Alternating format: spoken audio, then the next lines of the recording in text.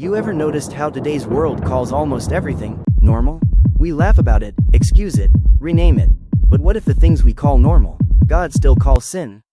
This isn't to shame you, it's to wake you. Because the truth is, some of the habits we've accepted are quietly destroying our spirit.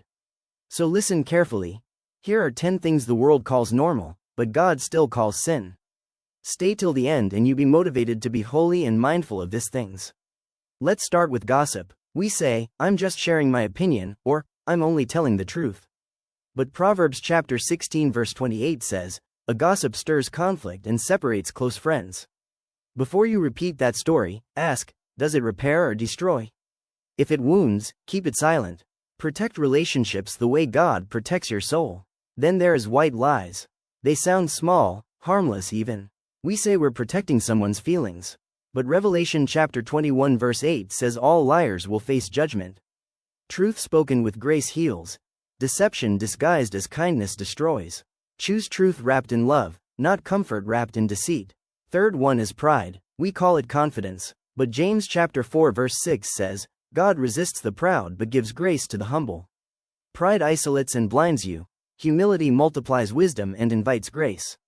Confidence without humility isn't strength, it's separation from God. Fourth one is gluttony. We call it enjoying life.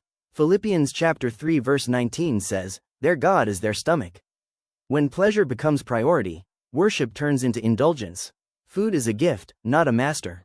Sometimes, fasting teaches the soul where real satisfaction comes from. Number 5 is lukewarmness. We call it balance.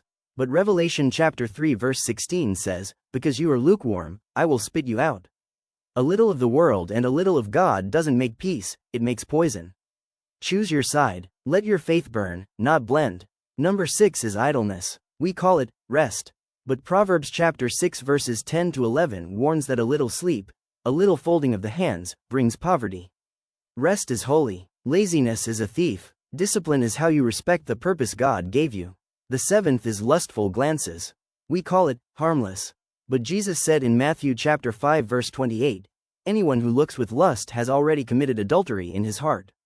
Guard your eyes, because what enters them can imprison your soul. Holiness begins with what you choose to entertain. Number 8 is envy. We call it motivation. But Proverbs chapter 14 verse 30 says, envy rots the bones.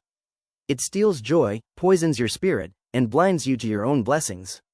Celebrate others. Their rise doesn't mean your fall. Number 9 is complaining. We call it honesty. But Philippians chapter 2 verse 14 says, do all things without complaining or arguing.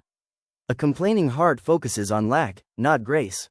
Start your day naming 3 things you're grateful for. It shifts your whole atmosphere. And the last one is omission, not helping others. We say, I'm busy, or, it's not my problem. But James chapter 4 verse 17 says, if you know the good you ought to do and don't do it, it is sin. Compassion isn't a feeling, it's an action. Sometimes, the smallest help is the biggest reflection of God. These 10 things, gossip, white lies, pride, gluttony, lukewarm faith, idleness, lust, envy, complaining, and omission, are the quiet destroyers of integrity. They look harmless because culture renamed them, but scripture never changed. So what do? Start with honesty. Name one area where you've been comfortable in compromise. Confess it to God, take one small action to break it, and replace it with discipline. Conviction without action is just emotion. If you fall, get up. If you rise, give God glory.